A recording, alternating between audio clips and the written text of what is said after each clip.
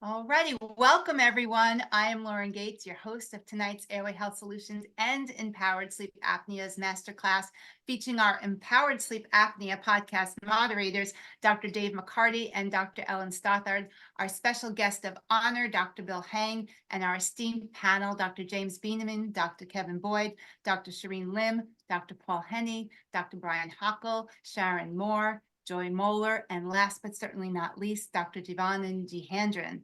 Our topic tonight is navigating the emotional toll of professional paradigm shifts based on the Empower Sleep Apnea's podcast, The Tale of Three Faces, featuring Dr. Bill Hang's really gut-wrenching story that I was really touched by, of his navigation from this fateful moment of, how he put it, decision to stop pulling teeth to integrating lateral and protrusive orthodontics. The rest is history, but the story really needs to be shared.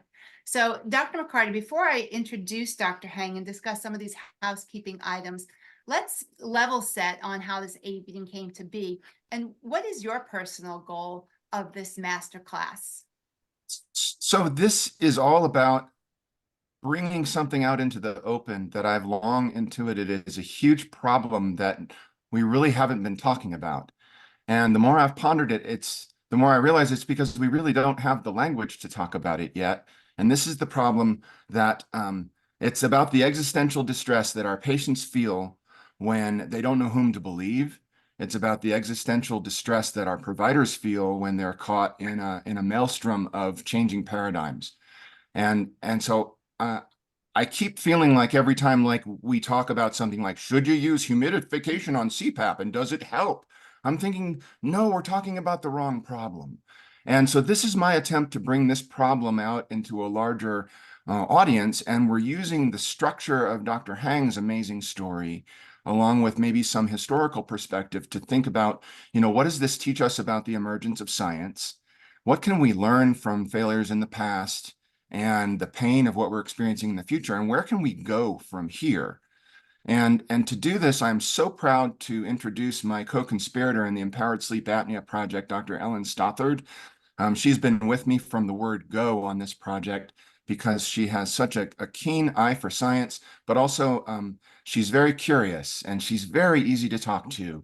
And so she is going to sort of moderate this conversation from here, and I will do my best to keep my trap shut and watch the magic. So Ellen, if you please take it away.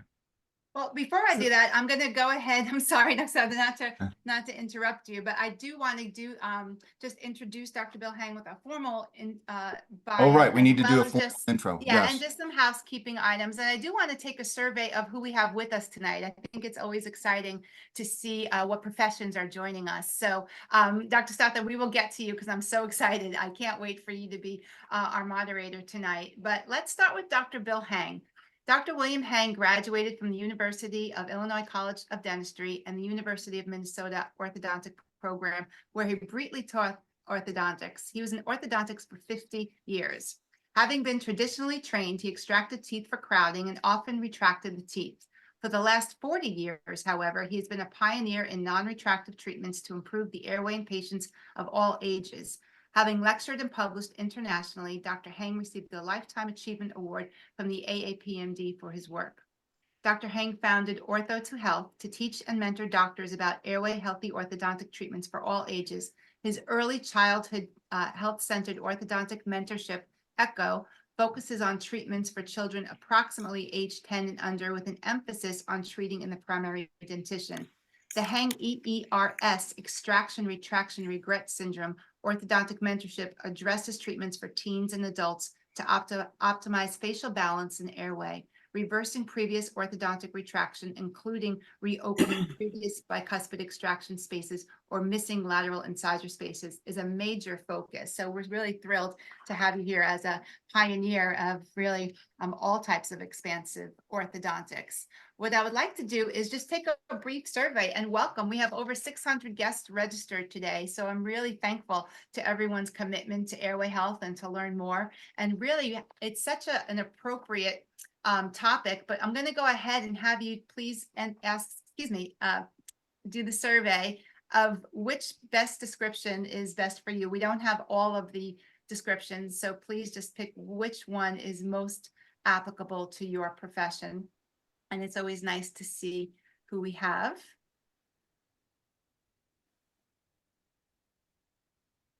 Okay, it's interesting how the orthodontist is one of the lowest lowest professions here, but we have a lot of people who are getting the recording on this from all different aspects. So welcome everybody. We really applaud you for being here and thank you for the time. And thank you to our esteemed panelists. We're going to put their bios in the chat. I encourage everyone to get to know them a little bit. They're really pioneers in this airway health movement, and we are really thrilled to have you all here this evening. So thank you for taking your time all the way across the world. Dr. Shireen Lim, Sharon Moore, and Dr. Divan and Jahandran, they're on the other side of this hemisphere in Australia, Perth, and Malaysia. So a special welcome to you all. A few disclaimers and some housekeeping items here. Just the views presented are the opinions of our speakers and are not necessarily affiliated with Airway Health Solutions. And the following webinar is provided for educational and informational purposes only and does not constitute providing medical advice or professional services. The information provided should not be used for diagnosing or treating a health problem or disease, and those seeking personal medical advice should consult with a licensed physician or dentist. Always seek the advice of your doctor or other qualified health provider regarding a medical or dental condition. And we are offering 2 free CEs this evening. So in order to receive that, you do need to be in attendance for the entire program. There is no quiz. The Zoom software tracks attendance, so we do not need to take a code or a survey, and you will receive your certificate within 1 week. And before I turn it over back to Dr. Stothard, welcome, Dr. Boyd. I know you came a little bit late, so we're thrilled you're here as well. And I'm sure you're going to add to this conversation. But this is really the first of a kind. It is Mental Health Awareness Month. It couldn't be better timing. Thank you all for being here. And Dr. Stothard, take it away. The floor is yours. Wonderful. Well, thank you everyone for being here. I would have to fill in my own separate checkbox here because I'm the researcher among the providers who are caring for the faces and the people. So I'm going to aim to kind of look at this from an outside perspective and guide us to the places where we speak a common language so that we can encourage and foster collaboration. I'll just quickly say that I have a PhD in sleep physiology and neuroscience. So I'm on the team with Dave of Sleep is the Answer. And I'm really excited to talk about how it intersects with all these other worlds. And so do we want to go ahead and go with Dr. Heng's overview to tell us about the 3 faces so that we can all kind of get on the same page here. So if you wouldn't mind telling us a little bit of the abbreviated version of the podcast, and those jarring stories of the faces that you treated to start us off. Well, first of all, I want to say I want this to be my idea of doing this is to let other people know that they can talk about these kind of issues, and that by hearing my story, maybe it'll help an awful lot of people. So I don't want it to really be so focused just on me and whatever I've gone through. I graduated at the top of my class in dental school, and I thought, okay, fine, I know everything. But in reality, I was a very hard worker, not the smartest guy in the class, but no one would outwork me. And when growing up in the Midwest, you're a pretty trusting person. And coming up in my family, very traditional, I trusted everything that was learning. My dad taught electrical and nuclear engineering at the University of Illinois, so I was very focused on education. I'm also very, but having said that, he also taught me to be a bit of a skeptic. When I started into my practice, I focus was just the best that I could be at doing what I had been taught to do. And I literally never questioned anything I learned in school. Didn't mean I believed everything, but I never asked the professor why. It was always how. How do I do this? How do I do that? Because I'm going to go out and make a living doing something. But in reality, what happened, it's real clear in 2020 rear view vision now, I finally began to question some of the things that I'd learned. And once I saw that one or two things didn't make sense, then it opens your eyes to what else you learned that may not make any sense. It also makes you feel a little bit uneasy because you think you're the only one having these thoughts. But you put that out of your mind and you just kind of hunker down and do what you were taught to do until you just can't handle it anymore. I began to look at the faces that I was producing with my orthodontic treatment, and realized there were general dentists in the United States that were very, very negative about the orthodontic community and what they were doing for faces and for temporomandibular joint problems. When I first heard this, I was very defensive. But after a few years, I began to think, maybe these people are right. And maybe I'm the one who needs to look deeper here. And so actually, it was a luncheon with one of my very best friends, and a guy stood up in his wedding for. My wife sang in his wedding. And he took me to lunch one day and said, Bill, I've done a lot of continuing education and met orthodontists who don't take out teeth as often as you do and who treat earlier. Why do you do what you do? It was a defining moment in my life as the epinephrine shot through my body. I felt embarrassed, but I knew I had to change. And in that process, the three faces came in one way or another, became very pivotal points. The one where the woman, the mother, thought I had pretty much changed her son's face. That was a very, very hard time in my life. It was 1985. And I had that boy come in just probably a month later. I wouldn't have extracted, in my practice, I wouldn't have extracted teeth on him and wouldn't have done what I did. But it threw me for a loop, and I couldn't see straight. I can still remember going to see my kids. They were very small. They were in a small school, met in the basement of a church as a small school started.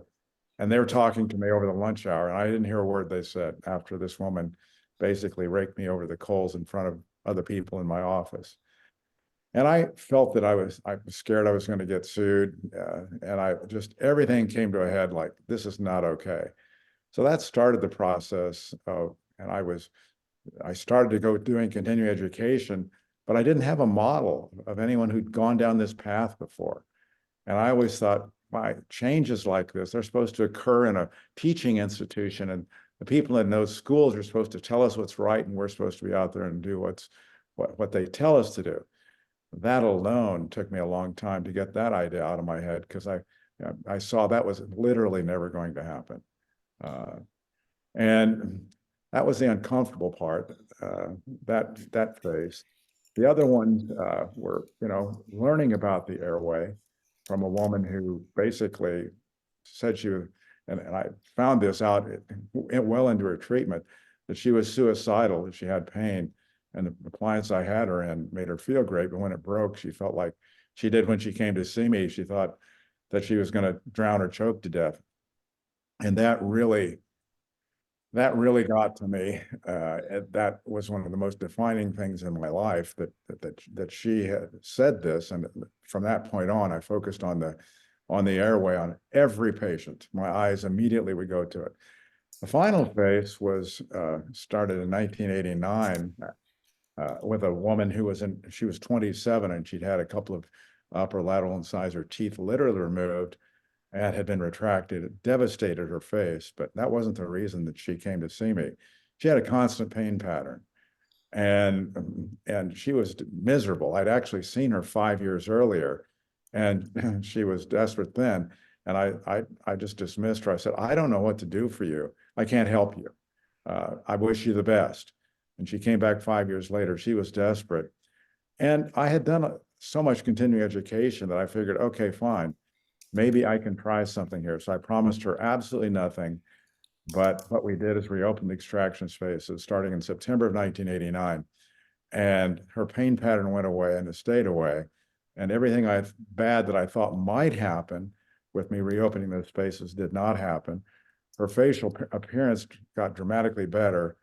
And that was an opening chapter where it really started to define my practice as going down the road. And really helping people who had previous retraction. Put it all together, and there's a lot of emotion, obviously, but there are a lot of lessons there for anybody. And I'm sure people on this panel and on this seminar tonight can think of things in their own life that how they can relate to these issues. Yeah, thank you so much for taking the time to kind of cover the things that stuck out to you by each of these cases. And the important thing I think to see there is that the comment that you made about if this person would have come at a different time, I may have treated them differently. So I would love to open it up to the panel to have anyone comment on the faces that have stood out to them and maybe the reason why it stood out to them at that time. And as Dave likes to say, the thing that you couldn't unsee and how that changed the trajectory of your career. I would love to start with Joy, since I've heard that you are the leader, the thought expert, and the Obi-Wan Kenobi of this panel here. Would you mind if I called you out first? But you'll need to unmute yourself. Thank you so much. Yeah, for me, the aha moment, there were several. First of all, with my son, and all of you have heard me talk about my son, who was failure to thrive. He couldn't sleep. He wouldn't eat anything. He had stomach aches. He couldn't go to school because he couldn't focus. And I took him everywhere, including like Mayo Clinic and Michael Reese Hospital in Chicago. And they were going to operate on his brain until we moved to California, and I was a hygienist and started working in a dental office where the dentist had taken a course in myofunctional. He was a TMJ specialist. And he said, before you do any surgery, let me take a look at him. And he had taken a course in myofunctional therapy, and he said, his tongue is in the wrong place. And here, in all the education I had, nobody had ever told me anything about that. But I was willing to try anything. And when Dr. Hang first met Brian, after he had myofunctional, he had osteopathy and forward growth orthodontics, he said he looks like he was a BioBlock patient, because he looked so good. And that made me feel good. But the biggest aha is a patient I saw who was a doctor. And when she first came in, she looked at my card and she said, what's an RDH? And I said, oh, I'm a registered dental hygienist, but I do myofunctional therapy now. And she said, I hate hygienists. And I said, oh, well, I'm not doing that anymore, but why do you hate hygienists? And she said, because every time I go, she tells me, you didn't clean your teeth. You need to floss better. You need to brush better. You have to angle the brush. You have to do the proxy brush. You have to take better care of your teeth. Your gums are a mess. And she said, Joy, I go every 3 months for cleaning. I floss 3 times a day. I brush. Well, she was a mouth breather. And to make a long story short, at the end of the year of me treating her, she came in and she said, I have to tell you something. She said, I went to the hygienist this morning and she said to me, finally, you're flossing. She said, I had done nothing different. The whole time, the whole year, I'd still brushed and flossed and proxy brushed and did the rubber tip and everything else. So that was a big aha moment that maybe all the things I was taught in hygiene school were lacking. The cause of periodontal disease, not just the mouth breathing, but the pressure of the tongue against the teeth, making the teeth move, and weakening the periodontal ligaments. And if you're not sleeping, how that affects periodontal pathogens. So it was a big aha moment for me that we need to have a shift, a paradigm shift in healthcare. My biggest feeling throughout the years is we need a physician who specializes in the treatment of the tongue. Just like we have a lung specialist or a heart specialist or a kidney specialist, we need a tongue specialist because I don't think we really understand all the functions of the tongue. And I heard a PhD orthodontist from Japan talk about, he felt that the back of the tongue is a respiratory organ and it works with the diaphragm to bring more oxygen into the body. There's so many things neurologically we don't know about the back of the tongue and how it supports the brain.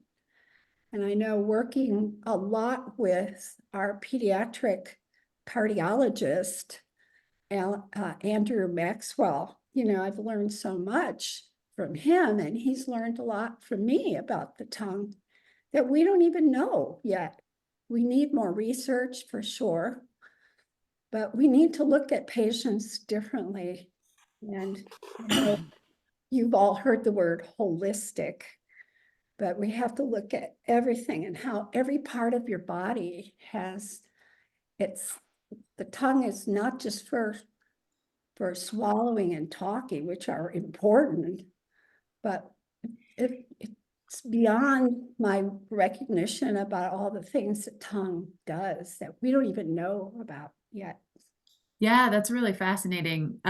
The way that you say that, the word holistic, I've heard some people have two things that I'll comment on with that. You know, the positive of the word, the idea holistic, I've heard people use the term systems approach now because the holistic has the other connotation sometimes, which can be positive and can be negative depending on the context you're in. And somehow systems seems to be a little bit more agnostic. So some of the researchers I've been really interested in are focused on the systems approach. And something else that you said really struck me with Dr. Heng's story. You both were talking about being in a position where you felt that you had more information than perhaps the status quo, than what you learned in school or the people you perceive to be the experts on this topic. Can either of you or both of you comment on kind of your experience navigating that, and how did you move past the feeling of perhaps being an imposter or the other people who may have not been so willing to swallow that perhaps your contrast to their current knowledge? Well, I can comment on that. I think for me, it was a transition that took probably just a few years, not too many years, but I was waiting and hoping that there would come something from from the University of Minnesota ortho program, validating the approach in the mid-'80s of trying to develop the face forward. It made total sense to me that this is what we should be doing. And yet nothing was happening. And I talked to various people about it. And once I realized it wasn't going to happen. And that's when I am going on airplane rides. On a Thursday night, I'd leave and I'd fly somewhere, leave my wife and two small kids home and fly across the United States to take a course. It was up to me. I had to do it because I trained to become an orthodontist. It's not like I could quit and go do something else. It's not like you go sideways in that career. I decided I had to either change dramatically or just get out of the profession. And that was very uncomfortable to think about. So I learned from other people along the way. I had a few mentors along the way, but it was still very, very tenuous process. Let's just put it that way. When you're in a small town where what you do gets home before you get home.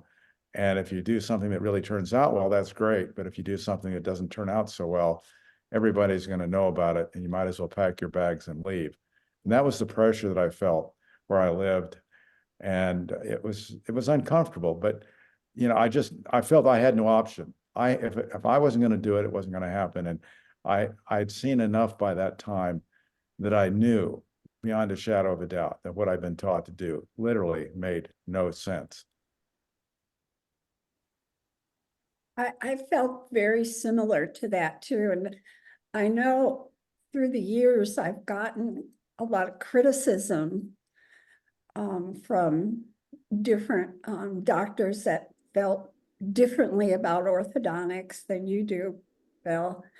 And but the biggest criticism I got was from my own colleagues, because I wanted the field of myofunctional therapy, which I think is so critical and adjunctive to the whole team approach, the collaboration approach.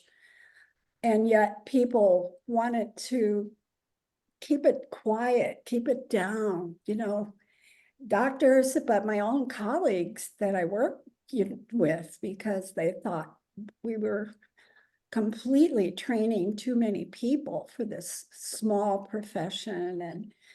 And I just was, I took an oath, and I wanted to help people. And it was like, it didn't matter to me that much that they were criticizing me, but I couldn't understand them, and I understood that they couldn't understand me. So I just accepted them. I think the acceptance that people are ready, sometimes it takes their own children before they're ready, or their husbands or family members that have sleep issues, before they start, well, maybe there's something to that bicuspid extraction. Yeah, once it gets really close to home, it's very easy to see how it impacts you. And some of the best people come from that experience where it's really in your inner circle. But that doesn't make it any less scientific, right? It doesn't make it any less relevant. Well, thank you both for sharing that. I would love to open up to someone else if there's anyone who wanted to comment. If not, I'll just go down my list. Because I think that Dr. Hockel, you are the next person that kind of intersected this idea, especially with your dad being the person who said, don't let your education get in the way of your learning. So if you wanted to give us a little overview and maybe comment on some of these things. Sure, that's kind of how I was raised. My dad passed on that attitude to all of us kids, to don't be afraid to go outside the box, don't be afraid to go against the grain. And so that was just kind of in me.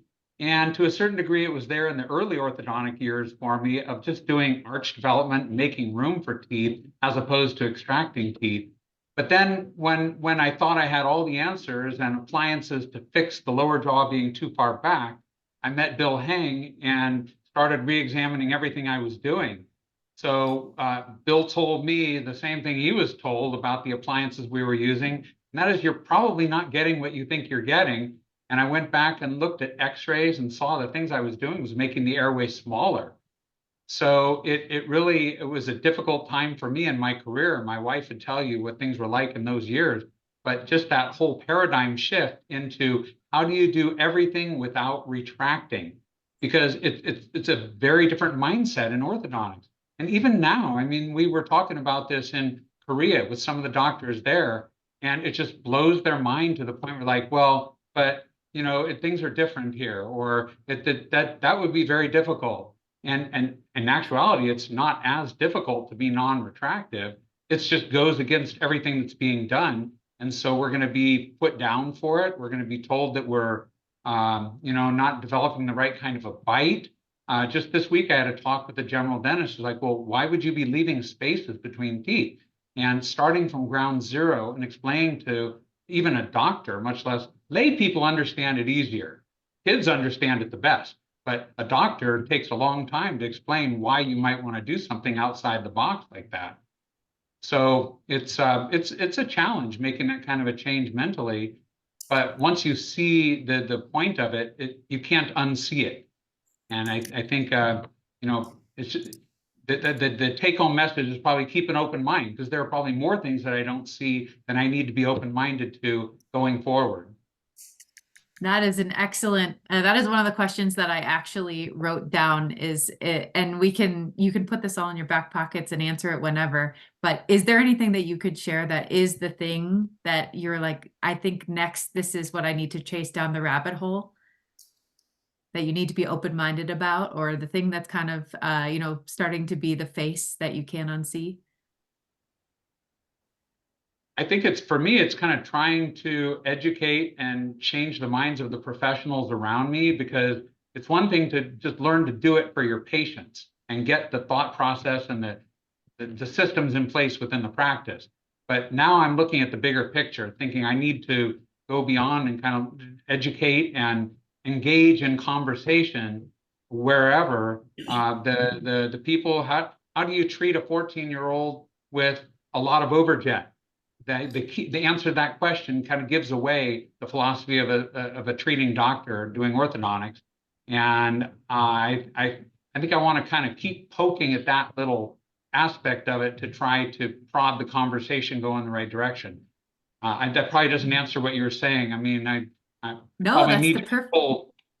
Go Nope, ahead. that's perfect. That's perfect. It's the answer is totally open to you. And in fact, okay, so I'm gonna give up my technique for moderating here. I'm gonna bounce back and forth between Dr. Heng and Dr. McCarty to kind of weigh in on the panelists' thoughts, because this one is specifically up Dave's alley. Dave can somehow talk to anyone, everyone, anywhere, and make friends with them. And so I would just love to hear, Dave, your perspective on Brian's experience of poking back at people who respond to this in a way that they're like, I can't do that. What have your techniques been to kind of breach that gap? Well, you know, I think that these are some of the questions that I wrote down as Dr. Hang was talking, and as Joy was talking, is that we're encountering resistance to new ideas from learned people, right? And so on the one hand, we have to deal with our own personal journey and what we're going to do with our patients. But why is that resistance present? And that's the journey that I've been exploring these last 3 years of the Empowered Sleep Apnea Project. And what I realize is that the resistance is there because of fear and pain. And once one realizes that how painful it is to change ideas, one comes at the process with a lot more mercy. And so, Ellen, you and I have shared this conversation many times, but this complexity is terrifying to regard and to bump up against. And it's much easier to regard your own simple solution. And we have one way of dealing with this because that's simple, but it really doesn't give a good idea of what's really happening out there, and the whole Leviathan, as I like to say it. And so if we can present somehow this language in a way that's delightful and engaging rather than terrifying and punitive, we're on the track to get somewhere new. So that's really been my whole goal. We keep talking about a common language. That's what the Empowered Sleep Apnea Project is trying to be, is a language that everyone can share that's in favor of the patient. So those are my thoughts. And I'm really wanting to hear from the rest of the panel. And as I said, I don't want to talk too much. So take it away from here. No, Ellen. you're good. I'm trying to steer everyone to touch on the things that I've heard you are quite good at. So I'm actually going to move over to Dr. Jim Beineman. Sorry if I pronounced your name wrong, because I heard that you have a way of talking to people to keep them open to your ideas. So would you be willing to share a little background and maybe your perspectives on that? Yeah, thanks. Dr. Jim Beineman, thank you. Please call me Jim. For me, it's just been trying to find common ground with providers. One of the big things that I got into many years ago was, like, say, for example, tongue ties. Even when I lecture and talk to, whether it's other dentists or other physicians, really, I oftentimes know I'm going into a hostile environment, as I call it. And so I try not to discredit them and tell them that they're wrong, but rather find the areas where can we agree on? I explained what I was trained on, which I'm certain is what they were trained on, right? Because I know what all of our training is. And then it's, all right, this is where we started. This is what we now know. And, try and educate using either clinical published research that may have been newer to them or maybe outside of their focus zone, and try and build rather than say you're wrong. Don't get me wrong. There are many times I really want to say that and bash my head up against the wall multiple times, but I hear that that's not effective. More damage to me than to them. And so it's trying to build with, you talk about building a common language. For me, it's building on topics that we can all agree on. And then, for me, exactly one of the big things, I do a lot of is like the tongue releases infants, and it's talking about, hey guys, let's talk about surgical technique. So it's not just about the procedure. Is there a tongue tie there or is it not there? It's how do we define a tie? What are we doing to release it? And so then I've taken that into the airway and the sleep world and saying, hey guys, it's not just about expanding. It's not just about making space where all the teeth fit. It's, did we position the joints into the right position? Did we focus on the airway topics, and did we look beyond just what's going on right here and trying to have a larger conversation about health and wellness? I joke with my patients that I'm a bad dentist because I ignore their teeth, and I literally will put my hand over their mouth and say, okay, what your teeth look like don't matter. And that sometimes will shock them. And then it gets them listening to be like, okay, as a dentist, if you don't care about my teeth, what do you care about? And then it's, well, let's talk about the things that actually matter more. That's awesome. Yeah, that's a really interesting way. Sleep is an interesting world to be in from that perspective, because I always say to the people who ask me, in my outside outreach stuff, I tell you, you can't come in with something like a broken bone and say, hey doc, my arm's broken. We have to look at all these other clues that tell us that what you have wrong with your sleep, because it could be a number of different things. And it sounds like you approach dentistry and orthodontia in a similar way, which is really great, because it also teaches the patients what to do, and how to think about it and how to empower themselves, which we all know that I'm a big fan of. So thank you for that information. I would love to kind of move over to Dr. Paul Henney to tell us a little bit more, because it sounds like you have some commonalities in your person-centered dentistry as well.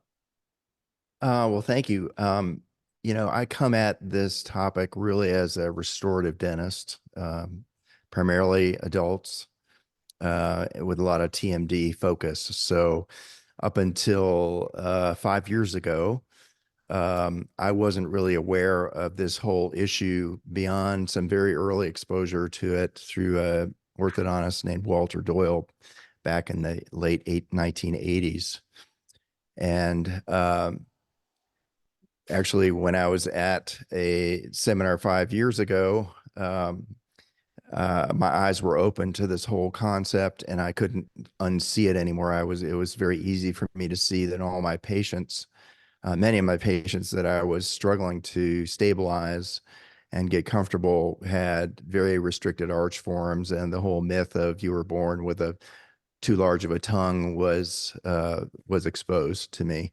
So it came as a realization to me that my thinking about this whole problem was upside down. So it was really Ben Moralia who opened up the window and let me see the real sunlight on this whole thing, which creates it's a wonderful feeling in the sense that you realize what the real problems are, but it creates a broader challenge in terms of communicating the complexity of these problems to patients and the pathway through which we may have to go to definitively resolve it, because I wasn't particularly satisfied with just giving oral appliances to everybody, because I was seeing a lot of problems in that area. And so retreatment with orthodontics was definitely back on the table for a lot of my mature adult patients. And so these are difficult conversations to have with a 60-year-old, for instance, who's struggling to sleep well and breathe well at night.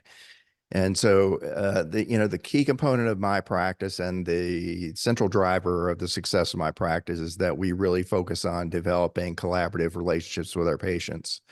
And we structure from moment one, creating that trusting, nurturing relationship so they can participate in the decision-making process. That does not mean that they have to follow through with everything that I think needs to be done, but that means my role is to be an effective teacher and to help them learn what they need to know to make an informed choice. They may choose not to do orthodontics. They may choose to do an oral appliance, but I want them to be able to make that decision in the context of knowing the bigger story, because they need to understand that's more of a palliative decision. For some people, that's acceptable. For others, that's not. when surgically assisted orthodontics came on the scene, and I was exposed to that primarily through Brian Vince and all the work that he's done up in Chicago with his periodontist. That filled in an area that was very fruitful for me. It was a solution that was short of MMA surgery, which, you know, most adults at the age of 60 aren't interested in that, but surgically facilitated orthodontics is a lane that we can converse on and expand an arch form and get more space for the tongue and improve their breathing and all of that. Then you're confronted with the challenge of, okay, I'm in a middle-sized community of roughly 250,000 people in the area. So the clinical expertise and the progressiveness of my peer specialists is sometimes limited in a situation like this. So then you come up with the ideas, but then the solutions aren't available locally. So then you're into the complexity of having to move a patient, to another site that's 6 hours away or something like that. I was used to doing that. I had a number of patients joint surgically treated by Mark Piper, so I was used to those kinds of conversations. But these are kind of the walls that we butt our heads up against as we learn new things and realize this is the path I need to go. But then new roadblocks come up in our way, and we've got to find ways around them. And so those are the challenges for me. I think that everybody I think David's very familiar with my use of the word industrialization. I think dentistry's been industrialized. I think medicine's been industrialized, and it's been industrialized to follow the path, follow the money. So it's very difficult, for instance, to talk to an orthodontist about changing the way they're treating patients, because an adult doesn't fit into the factory model that they've created, and it disrupts their income stream, and they get to a point where they don't want to deal with it. So you've got to deal with you got to find kind of a rebel orthodontist who's willing to do these things and really have a compensation structure that justifies them taking the time and energy to do these things. So these are all kinds of barriers that I see we as general dentists are confronted with, even though we know the right thing to do. As we advance forward, we are often confronted with the fact that we don't have people available locally that will support us because they're stuck in their old systems. And then we've got to have a solid enough relationship with the patient that they're willing to even go out of town to get some of these things achieved. So that's kind of the way I've experienced it. Absolutely. And I totally agree with everything you're saying. And I can see a lot of agreement also within the panel that the infrastructure that we work within is sometimes our largest limiting factor. And it's a whole nother entity in this interaction with our patients. Sometimes it's not just we can spend as much time advocating and empowering the patients with information and education. And then there's this whole other, can we get it approved? How does it fit within the industrialization, as you say, and the conveyor belt that they may or may not feel themselves to be on? It's an incredibly astute thing. And I'm sorry to hear that it's happening in dentistry as much as I feel it in the clinical side, Yes. and the sleep medicine side.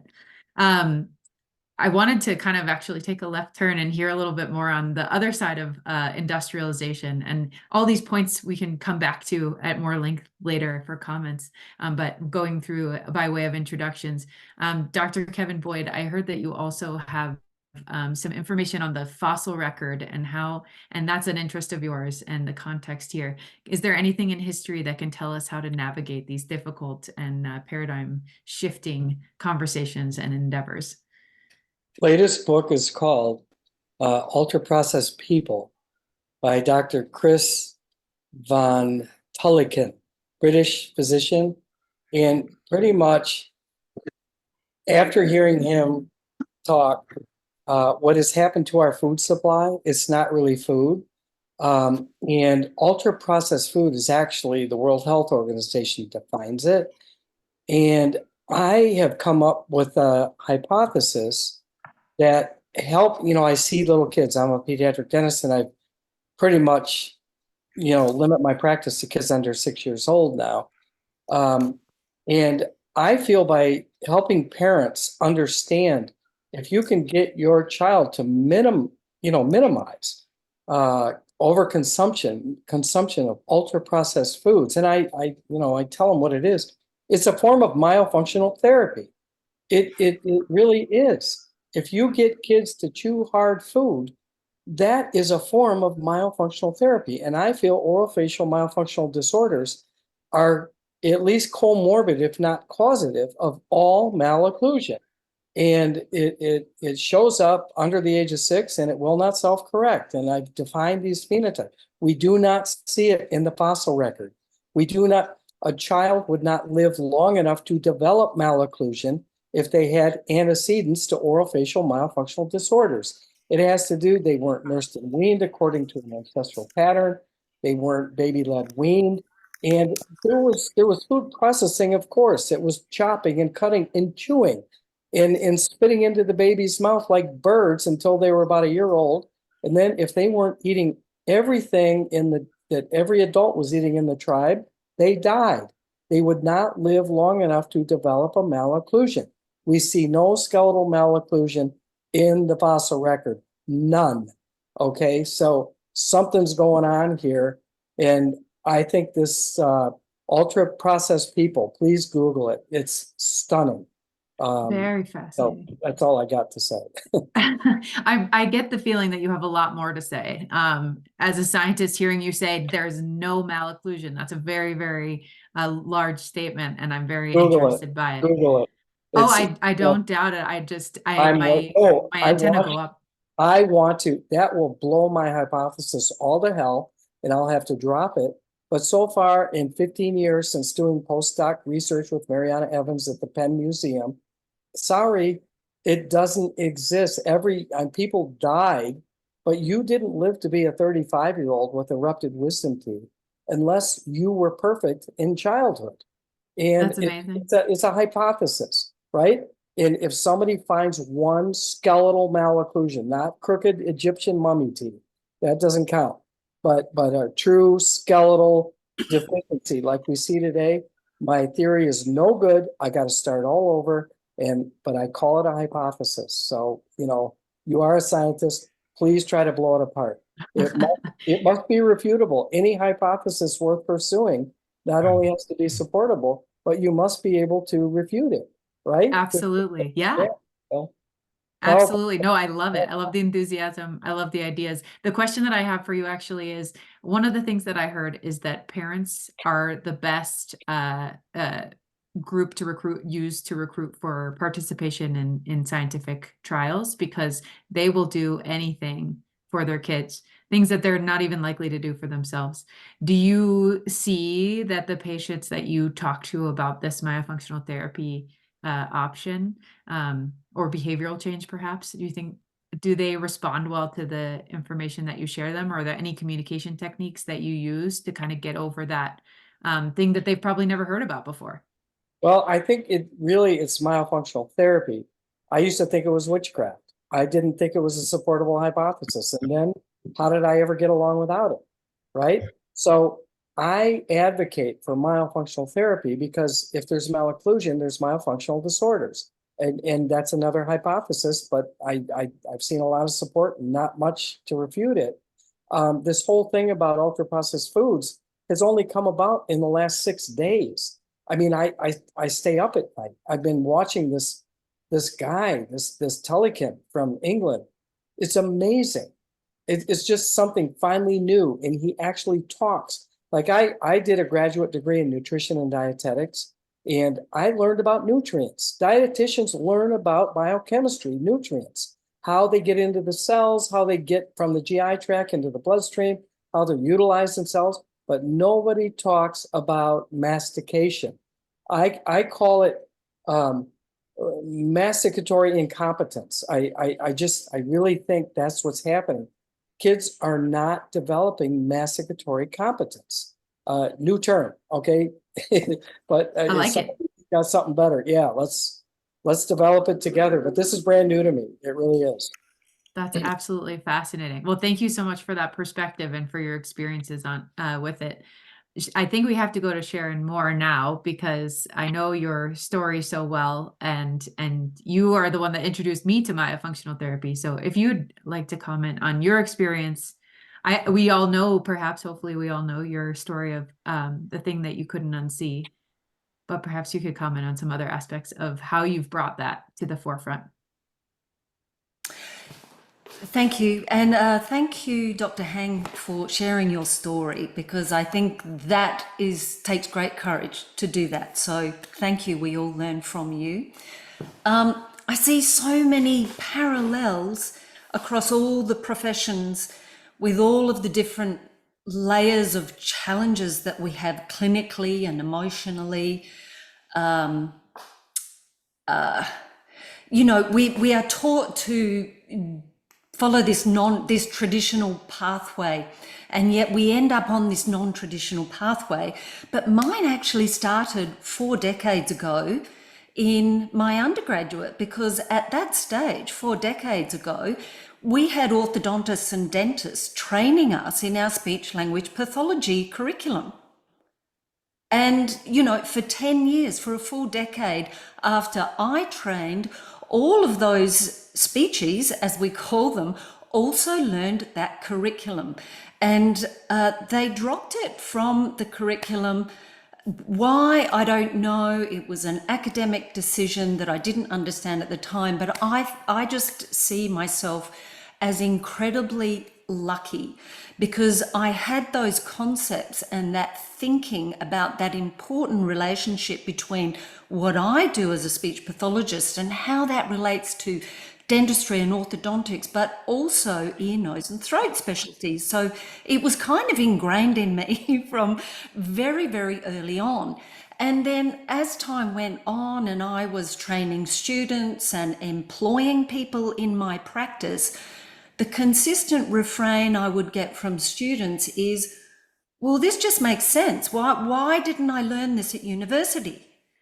And the consistent refrain I would get from some quite experienced speechies working in my practice was, you know what, I've been seeing this for years, I just didn't know what it meant. And it's like, it's that aha, it's like the penny drops for them. And that's that point in time at which they then continue to, you know, see those problems when they're literally in front of their face. This issue around how our colleagues do or don't understand this, you know, what we learn after our education, I think there's such important themes. And, you know, in terms of a speech pathologist and what I do, I'd say number one, sleep's important. That hasn't caught up in the mainstream yet. Number two, airway is critical. And how that has missed my profession in its entirety, I will never understand, but I'm onto it, I'm trying. But the other thing is that relationship that Dr. Boyd was talking about, that relationship between myofunctional disorders and malocclusion, critical, and yet it remains heresy within the academia of my profession. They resist it actively. And then the other thing that I learned, actually probably more so in the last 5 years, is the fact that the upper airway muscle systems that are central to a lot of the work that we do as a speech pathologist, well, guess what? They grow the bones. And Dr. Boyd is right. Chewing and that stress on the bones and the way we chew is central and critical. And it's really important that it happens properly in early childhood. So there's some of the epiphanies I've had. And I just empathize with everybody here, because, you know, when you're forging this new pathway, I'm not an Eagle Scout, but perhaps we all had to behave that way, you know. we can't go left, we can't go right. We actually have to charge forth and beat through a new bushland, really, to create this pathway.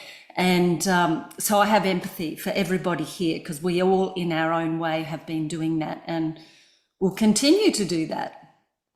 I think that's a crucial perspective here, is that you may feel alone in your own silo because you're the one pushing this forward, and you come across people and they say, well, I should have learned it this way when I was in uni, but I didn't. And that makes you maybe feel more alone, but you can see that there's other people in other silos that are experiencing the exact same thing.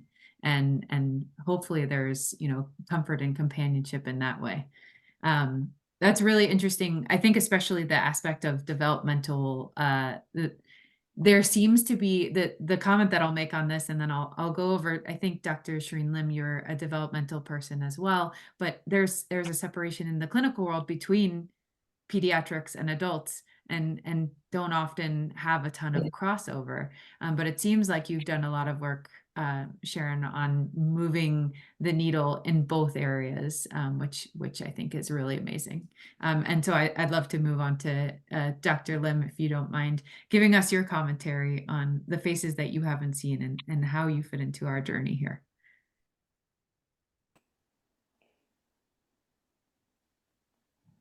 Uh-oh.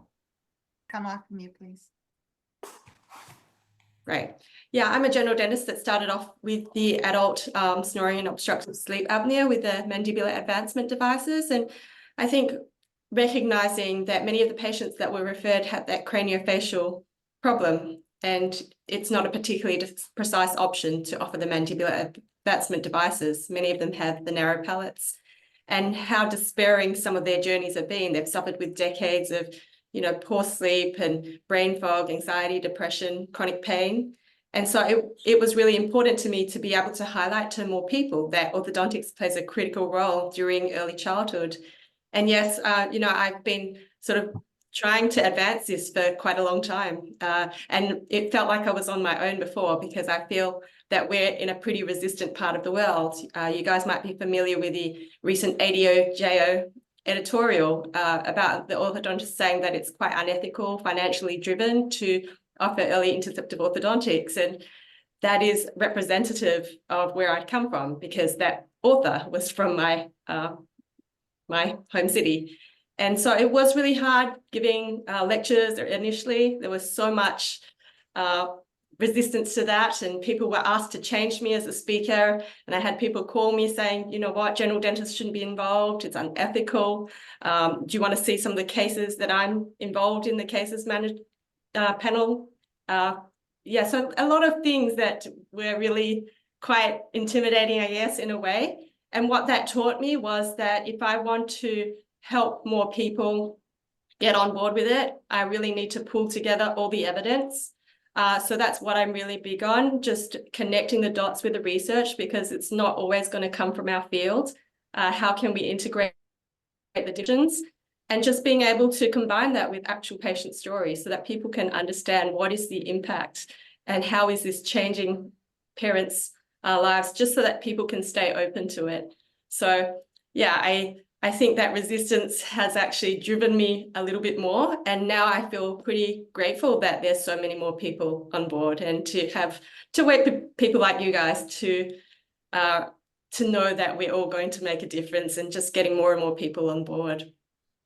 That's awesome. That's awesome. And speaking from someone who has lived in the academic world, is there anything that you found that has really spoken the language of the academics to connect to them, or to connect to the greater population that you feel really was the silver bullet for saying, yeah, this is the science that speaks to them? Yeah, I think recognizing there are certain people that won't change their minds, and a lot of the time we do have to target the parents and the public. But yeah, particularly with, I've written a book recently, Brief Sleep Thrive, trying to connect a lot of references together.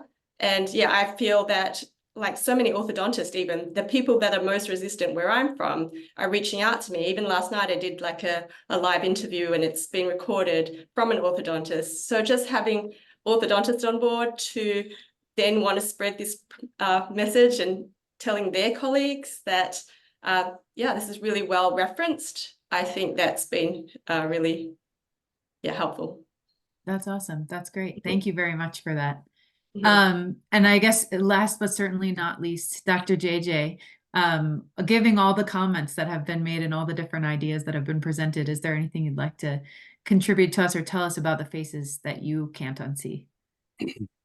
I think, thank you very much. It's very nice to be part of this amazing panel and standing out like a sore thumb, an ENT surgeon with all dental people and with Sharon as well. So it has been a very personal journey for me because, looking back at my own life, I basically ticked all the boxes from an airway perspective, and I shared my experience at the meeting in New Orleans. And I could never understand a lot of things until 2017 when I spoke to an orthodontist by the name of John Walker. And it was literally sitting across the table in a break during a meeting, and you can just see these light bulbs just going off, all these connections. It's like you're sitting in the same house and I'm upstairs and you're downstairs, and how it's just interconnecting. And then on, it has been a learning journey. But it's almost coming up to 7 years now, and I still think we are just at the infancy level of understanding what's going on, because we talk about a paradigm from retractive orthodontics to expansion, getting more tongue space. But what I see as a big problem holding us back is we have to shift that focus from sleep to breathing and upper airway function. It's breathing, chewing, swallowing, and speech. And it's not about just sleep. Even everything is focused on sleep medicine, dental sleep medicine, sleep surgery. And then you break it down, even when you talk about sleep apnea, it's sleep disordered breathing. Are we talking about a problem with sleep, or are we talking about a problem with breathing? And the moment we start changing that paradigm, the first thing when the dentist sends a patient to me for an airway assessment, and I talked to them and I said, do you know why your dentist has sent you here? No, they said there's something wrong with the jaw and I need to get my ENT stuff cleared. Now it's like, okay, I have to start from scratch. And then I ask them this, do you know, the first thing I tell them is, do you know why they've actually sent you here is for me to look at your airway. And what is your airway doing? It's all about breathing. And I said, if your breathing is not right, I'm quite sure other things are also not right, especially with your chewing, swallowing, and speech. And it has been, Shireen knows, we have been going down, it's like Alice in Wonderland, the male version. We're just going down different rabbit holes from the beginning of the journey. First is what skeletal work, and then we talked about oromyfacial dysfunction. Then we went into things like body work, osteopathy, craniosacral therapy. Then we moved into now trauma. It's a never-ending game. And this is the problem where conventional school, we are talking about, show me the evidence. Everything wants, we want to put everything in nice, neat little boxes. But now when you look at it, we are even going as far back as, how is the mother's health while carrying the baby? Are there primitive reflexes, a big change, game changer that is happening during pregnancy, which is not being integrated after birth? Is this a roadblock in moving forward in the overall holistic approach? There's so many things, the delivery process. And I brought up this idea with Sharon when we were talking about it, when we talked about, it's two things. It's oromyfacial dysfunction and skeletal craniofacial development. So if you look at it, could it be a primary craniofacial problem based on genetics? Because kids will look like their parents. And if the structure is starting wrong with all the epigenetic influences, then you're going to get oromyfacial dysfunction as a secondary outcome. Or if it's a tone issue, is there a primary oromyfacial dysfunction, which is going to relate to a secondary formation of a craniofacial maldevelopment? And then you look at all the different pieces that are coming into the picture, like Kevin mentioned, the diet, the environmental issues, all these things. It's a complete paradigm from both the medical and the dental practice. And the problem is, it is the way that we are taught from both everybody. We are all people that are challenging the norms, and we are not looked at kindly. I sit in a very lonely silo in this part of the world, and sometimes it almost feels like you got an axe over your head with people just waiting for you to make a mistake to sort of hang you out to dry. That's a choice we have made, and it's not an easy choice, and it can be very challenging. And even right now, as we speak, we are going through a very turbulent period because of some things, and people have made it into a big issue, and you're doing damage control, and then you're working on kids. And the moment you put some form of doubt into these parents' minds, and they're just waiting to jump, they think that, is this experimental? Do you know what you guys are doing? It just, it's a real challenge what we're doing. So it's going to be a tough journey, at least for the next 5 to 10 years, before we sort of rewrite this whole education and change our colleagues' concepts of, you need to tell me what needs to be done, and have this, so what I'd like to quote Donnie Mandrawa, we need to be free thinkers. We need to think out of the box, and we need to think on our feet for each and every patient. And I think that's where the future needs to be. Wow, I don't think I could have written a better transition to, in fact, what I wanted to talk about next. Thank you all so much for sharing your stories. I see a lot of agreement between people having experienced the loneliness of the silos in their own world. Dr. JJ, I hope you feel like you don't stick out like a sore thumb anymore, because I too feel that way, as I'm the only researcher, PhD, without a clinical background here. But everyone has welcomed me so graciously, and the important thing is that we all have found a way to speak the same language, and have these conversations, whatever the topic is, whether it's malocclusion or ENT or other things going on. We can still talk about the principles that underlie our ability to detect these trends and advocate for our patients. I did want to kind of open it up greater, since we've been over everyone's background and their experiences. I would encourage anyone who has a story to share about the faces or the patients, that they've interacted with and how that's affected them. But maybe to center it back on, how do we get back to, we've talked about ourselves and how we help ourselves. How do we help our patients, and what can we tell our patients? Perhaps one of the things that I was curious about is, how can we tell patients to advocate for themselves, so that, in Dr. Heng's story, when the patient came in previously and he just said, I can't help you. But then later on, he was able to see, through his learning process, he knew what to do and to disclose the risks and, those other conversations that we've talked about on the podcast. Is there anyone who would like to contribute to what patients could do to kind of facilitate this conversation with you and push our learning forward?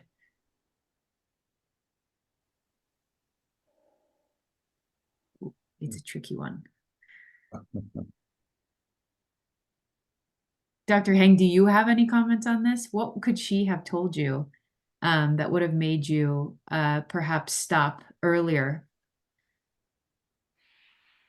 I think I had to get to that point in my career on my own, to where there was just no other way. I had to change.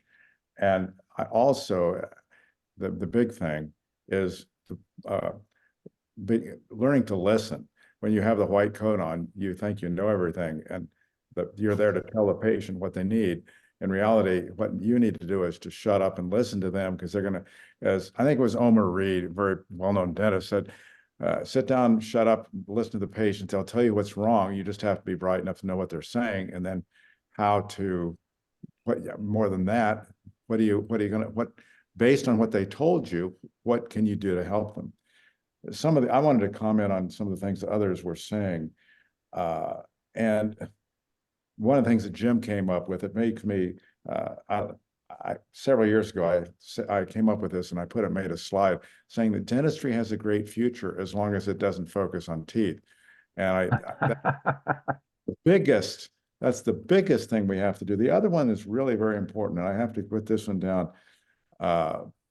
For orthodontists, because they're all going to look at it and say, and Dave just said, they see the economics of the stream they've got, the factory model and all that. Omer Reed was a very forward-thinking dentist, influenced us a lot. And one of the things one of the Omerisms was this: if it has been done, it is probably possible. And I love that, knowing him so well. And the point is, it has been done. And to be honest with you, that's why I'm here, because I've done this. I've made a living. I made a living as a traditional orthodontist. And then I had to cast it all aside. And I had to make my own model and make it work with the new things that I was doing. Well, the good news is I did it and it worked. And that's the one thing for an orthodontist to get out of the box and change. It's painful enough to look back on the patients that you literally, pardon me, screwed up, and worry about that and how are they going to be affected. But the other thing is, gee, if I do make this change, can I make a living doing it? Can I support my family? And the answer is, not only can you support your family, you can flourish because the patients want this, the parents want this. And the biggest problem you're going to have, and most orthodontists would never believe me with this when I'm saying this, they would be too busy. They would be too busy because the demand is so great. And it just, we're at a tipping point here where a lot of things have come together. A lot of books that are out there. Some of the people here, Shireen's book, Sharon's book, everybody here, you know, Nestor's book. Oh my gosh, that brought the attention of the world to this. I also wanted to agree with JJ, where he said, we're in our infancy. We are so in our infancy here. We really are. And I've been in this arena now for a long time. I still think we haven't even cracked the egg open. We're not even coming out of the egg yet. We're not even out into the real world here yet. I haven't grown up to become a chicken pecking around the barnyard. We're still just coming out of the egg trying to understand this whole thing. So I'm going to stop now just with those thoughts, because I wanted to compliment some of the people that really made things that really I resonated with. I wanted to talk a little bit about the parallels between Dr. Hang's story and the ageless story about Ignaz Semmelweis and what happened back then. And it was featured on our podcast. I'm sure everybody in this panel is familiar, but for those who aren't, Ignaz Semmelweis was the father of modern hand washing back in the 1800s. And he discovered extemporaneously that washing hands would be a good thing. And he began to mandate that people follow his advice without kind of really doing anything other than announcing his initial results. And what happened in the aftermath of that is instructive, because obviously there was this incredible pushback, and what the world actually did to this man, who is arguably a hero in the scientific journey of all of us, what the world did to this man is they literally stomped him to death. And I'm interested in the human side of why that happens. And in the aftermath of the Semmelweis story, there was a man named Michaelis, who was a German obstetrician, who was an early adopter of Semmelweis's idea. And it was after he had tragically lost his niece to childbed fever. And what happened in the aftermath of that is that this physician ended his own life. And I kept thinking about that maple tree in Dr. Hang's story.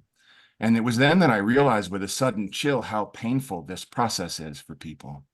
And the humanity of this birthing of the new science means that somehow we have to pay attention to the rollout of these ideas. So with that as sort of my underlying goal is to explore, how does one introduce a new idea that's this painful, you know?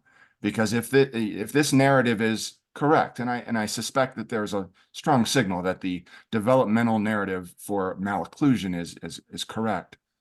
So if that narrative is correct, there are a lot of people who've been practicing in a way that has harmed people for a long time.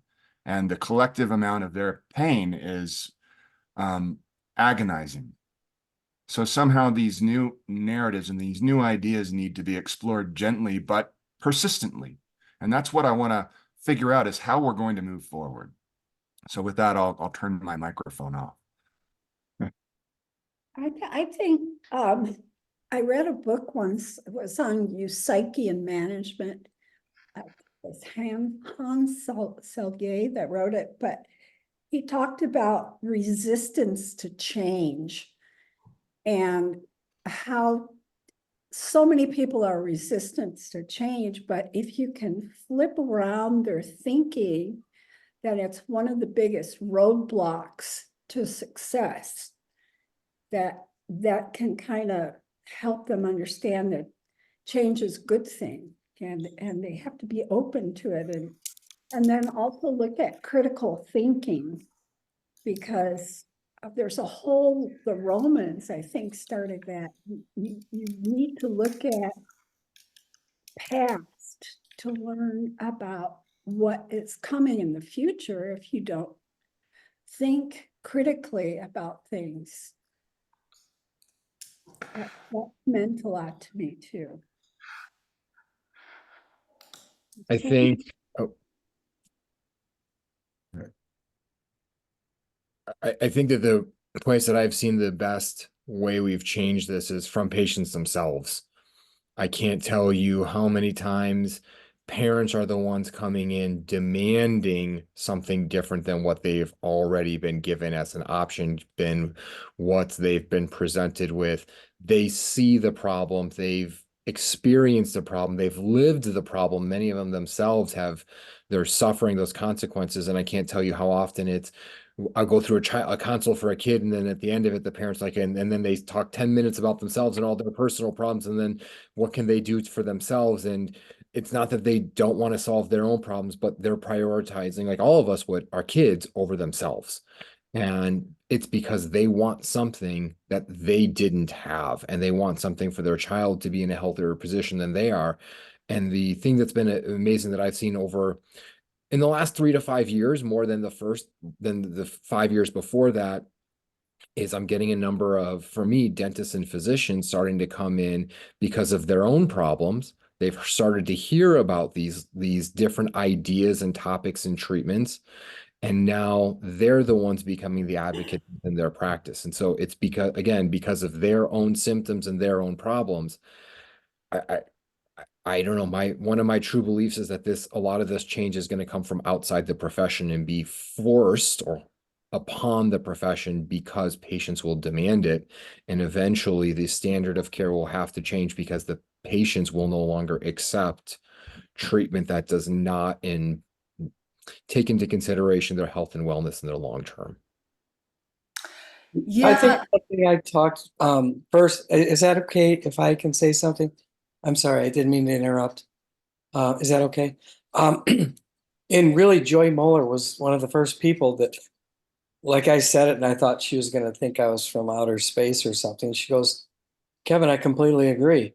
And it was, I think and this isn't something you would open up, with parents of a little kid or anything, but amongst ourselves as scientists and clinicians, is that we are animals and we can go extinct. Like 99.9% of everything that has ever lived over the last 4 billion years, it's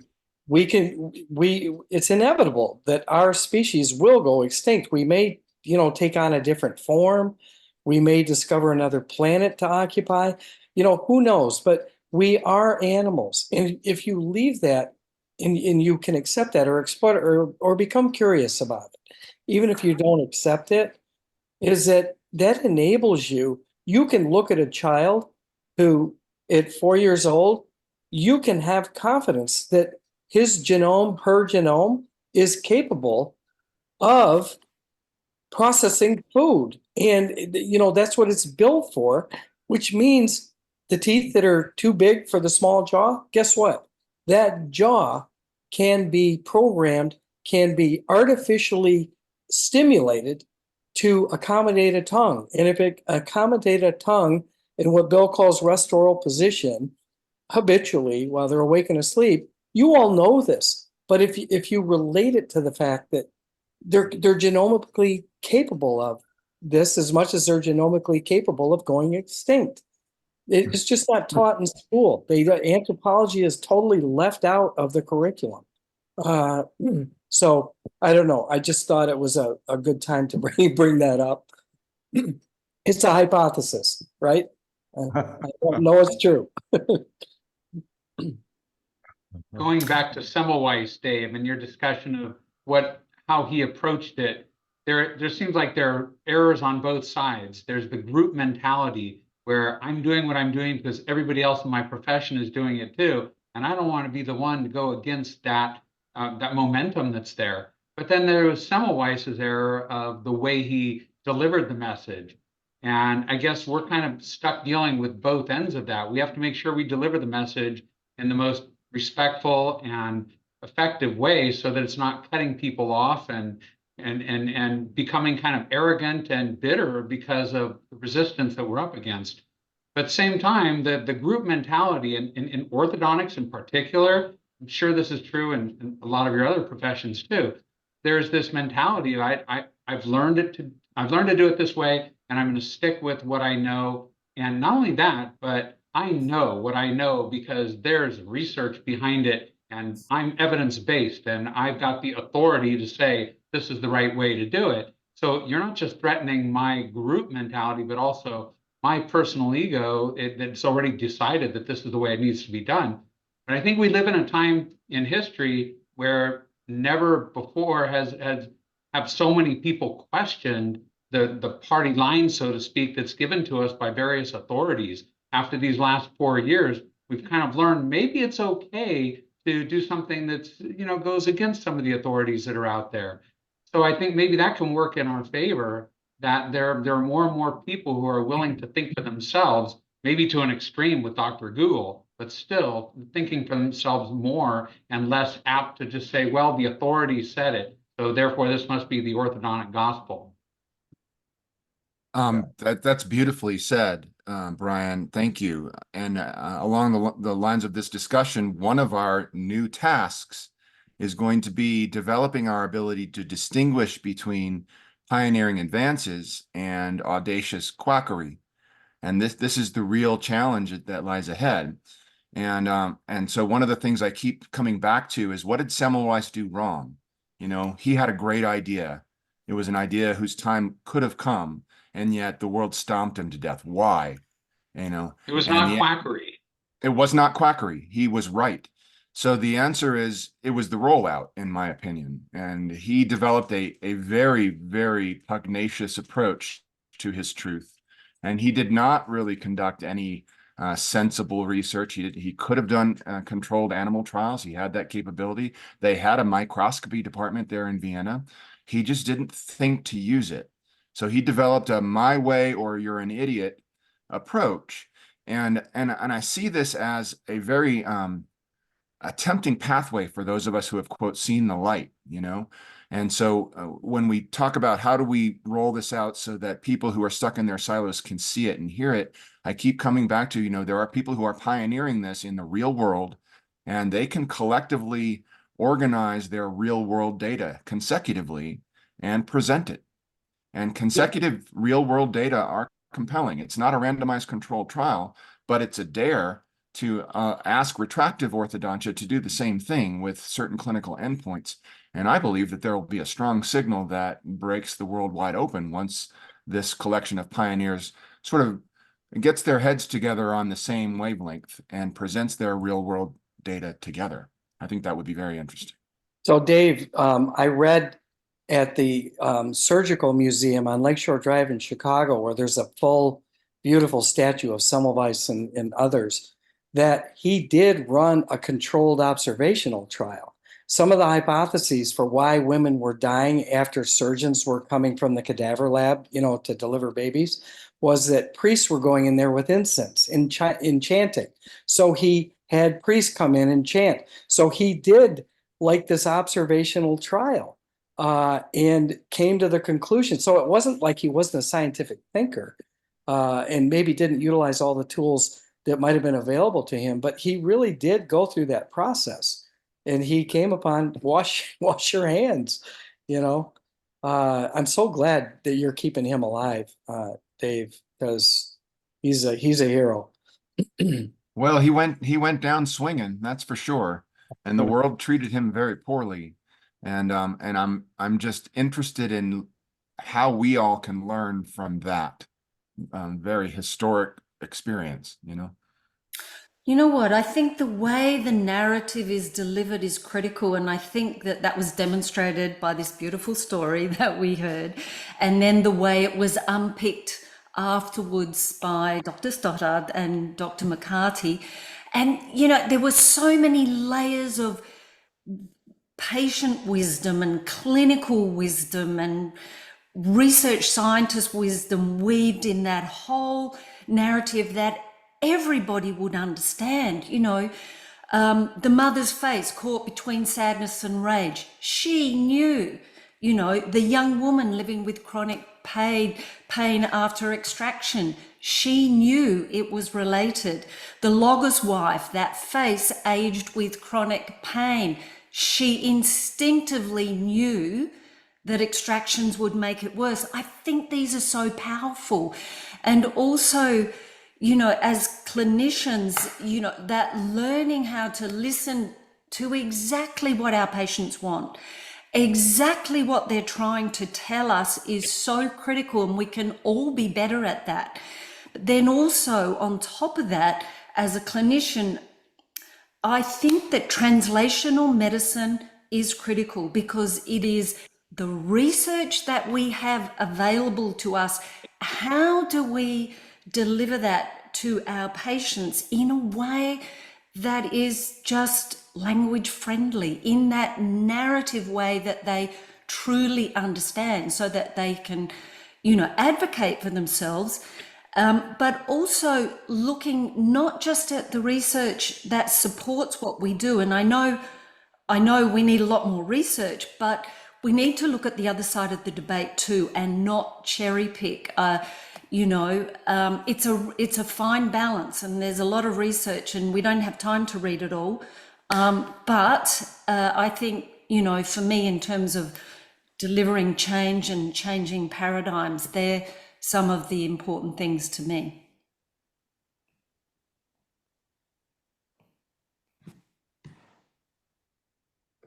Dave, a couple thoughts. We're not only capable of creating our own extinction, but we are loath to change our belief systems. And us human beings, generally speaking, don't function off of facts or even the truth most of the time. We just function off of beliefs that have kind of worked well for us for a while, and our self-concept's pretty strongly attached to it. So we're loath to let go of those things. I've found over many years of having a more, you know, person-centered practice that my patients know more than I ever realized and are capable of understanding much more than I ever imagined. And I've also learned that they're a lot more curious than I ever would give them credit for. And when those realizations kind of came to me, things flipped around in my head in terms of what my initial role was with people. And I kind of gave up the concept of being the holy doctor, and I kind of put on the hat of trying to be a better teacher. And the most effective kind of learning, particularly when it comes to complex problems and ideas, is participative learning. So to set up learning opportunities essentially for people so that they can be fed information at a rate that they can consume it and explore it and ask questions about it and participate in it, and there's no pressure. I found this to be a much more effective way to communicate with people and to move them towards making better decisions for themselves. Children are like that too, but adults in particular, they get really stuck in their belief systems. And a lot of the decisions that adults need to make in this realm are very complicated and expensive and inconvenient and all kinds of things they'd rather not deal with, because all the other aspects of their life are complicated and expensive and time consuming as well. So you've got to give them time to reorganize their priorities. They've got to learn enough to realize that this issue really is more significant than they ever thought about. And that, you know, it may impair their longevity. It may impair their ability to take care of their children. It may impair a lot of things. So those are not realizations that come after a 15-minute effective speech. And so I guess in closing, I've learned that slowing down and just listening more and feeding people information when they're ready to hear it, and listening for the questions, and using what Mary Osborne calls staying in the question, listening for the next question to ask, or the response that they give us and what that leads to. And in time, people, it's amazing to me, actually. This is one of the most fascinating things of all. more often than not, when you work with people in this way, they make the decision that you would want to make for them, but you've got to give them the time and space to do that. So that's kind of the magic of slowing down and kind of making a more person-centered practice. Well, it strikes me that what you described there is very similar to the construct that we came up with, the narrative structure of the island of the coffee hut. So the idea that you can't have this discussion in a rushed format. The coffee hut was our magical place where time stands still. And that's really what you're describing, is you're giving that patient space to explore based on the knowledge that you're giving them. I love it. Yeah, and another thing just to throw in here, I used to believe that, I was trained to think that there's, we meet with a new patient and we have what we would call a preclinical interview. We're basically having an interview. We're going through their medical history. We're going through their dental history. We're going through their chief complaint. And I was kind of trained to think that, I'm going to set aside 15 or 20 minutes for that. And then from there, we're going to move into a clinical examination. And then from there, we're going to move into a review of findings and make some decisions. And as soon as I gave up the idea that the preclinical interview had to stop there was when I got to be a much better clinician. I realized that the preclinical interview never ended, and it might be at appointment 6, the patient finally tells me the thing that's the key to us turning the corner and solving the problem. And to approach things with that mindset, I've found to be tremendously helpful. I wonder if I might ask any member of the panel to talk about this twitchy subject known as informed consent in the age when data are anecdotal. Can someone speak to that?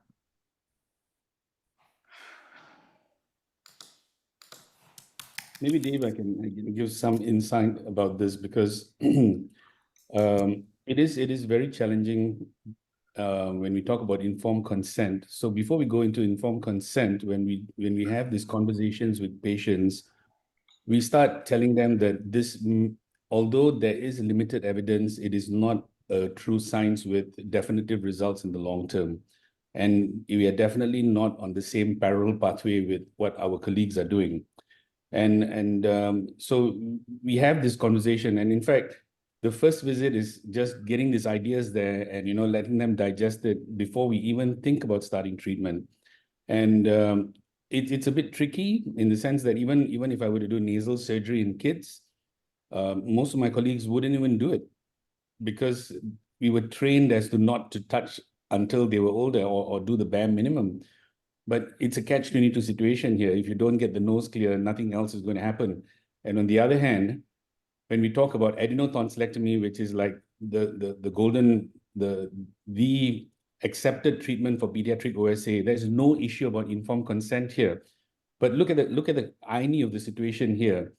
You have peds OSA, and you can go in and do an adenotonsillectomy, and then have the data out there to say that 45 to 75% of our patients actually relapse. Now, common sense would tell you those figures cannot be accepted in anywhere. If you tell me that the failure rate is 45 to 75%, you seriously need to question yourself, why are we doing this? But we don't have the data. And these are things that needs to be discussed with the patients, and we need to tell them that we are really not sure where these outcomes are going to be. 10 years, is there going to be a relapse?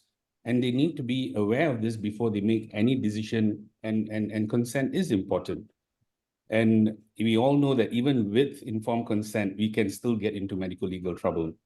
So it's really having a discussion and gaining the trust of the patient and their families before you move down this path. And you can pick out those who are like, those who are not sure, they want to do it, but they're not really there yet. And I think these are the ones where we need to hold back. And if you don't mind, I would also wanted to bring up a point in the previous discussion. There are very significant social and cultural differences right across the world. And, when I see things happening in the West versus what's happening at home, these are very important things that we need to take into consideration. The education level of the society, the maturity of the society, All these things I struggle with, because here, the whole healthcare system, here, at least in my part of the world, is as long as I don't have a problem, I don't need to go and see a doctor. Only when I have symptoms, I want to go and get these symptoms sorted out. And it really falls in with that whole industrialization of medicine, it's about fixing the problem. So one of the things that an patient walks in and I say, have you done an RCA on yourself? And they'll be like, what's an RCA? A root cause analysis. And they'll be like, I never thought about that. And then you have to change that whole paradigm. And you need to have a certain amount of intelligence, maturity, and acceptance. And like I said, this form of treatment is not for everybody. You really have to work on patients who have that trust and the belief that this is going to work. And we all know that in this work we do, we are just guides and coaches. The bulk of the work has to come from the patient, and it's a very compliance-driven treatment that we are all doing. And so it's very easy to see failures, and it's very easy to go down a long journey and get frustrated, fatigued. And these are all things that we need to have in this conversation. And it's a complete paradigm. One thing I learned from being a therapist sort of person, you have to find the hot button. What is important to that patient? Now, it could be physical activity, it could be sex, it could be pain-free. I mean, everybody's different. Every single person is like a snowflake, as I always say. And so to try to figure out what's important takes time. It takes time. You need to let the patient talk about what's important to them. And then you can kind of dote on that and how that will help airway and all the other things, their teeth. Some people don't care about their teeth, or some people don't care about snoring. You just have to find out what is the hot button of that person. That's helped me and asked and motivate people to take responsibility for their health. And a lot of people don't also have a sense of self. They don't value themselves enough to do anything, but there's always something that's important to that particular patient.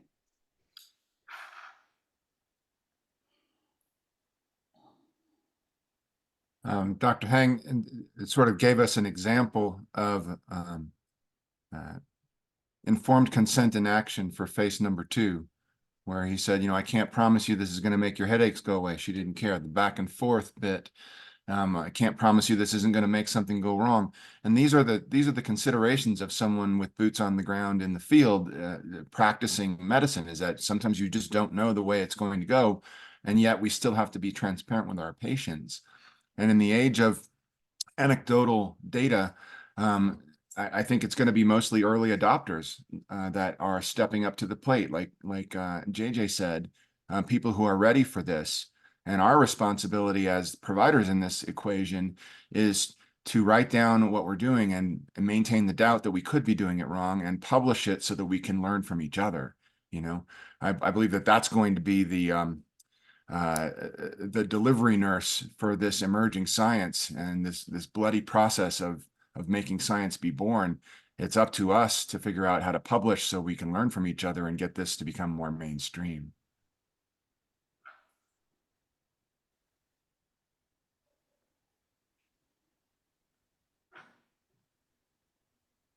Well, I'll make a comment on that. Yeah, stunned silence. I'll make a comment on that because it's one of the conversations that you and I have had previously, Dave, is how do you discuss risk and how do you deal with the plural of anecdote is not data. And I think that it's an important thing to, and all the comments that you all have made as clinicians in front of patients, and, especially strikes me to, just shut up and listen to your patients and they'll tell you eventually what they need.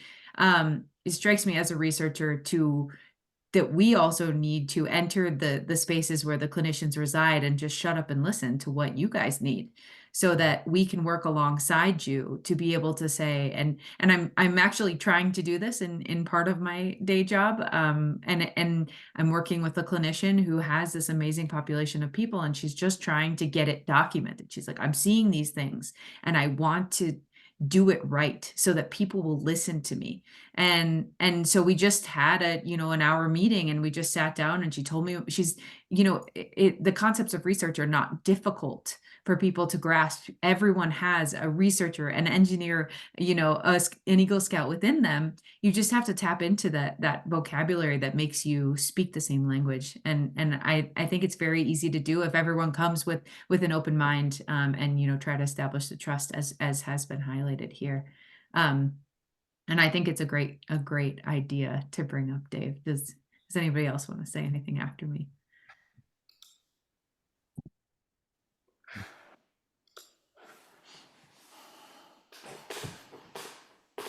If not, I don't. We squeezed the conversation dry. It's like a tube of toothpaste, Well, Got it all actually, out.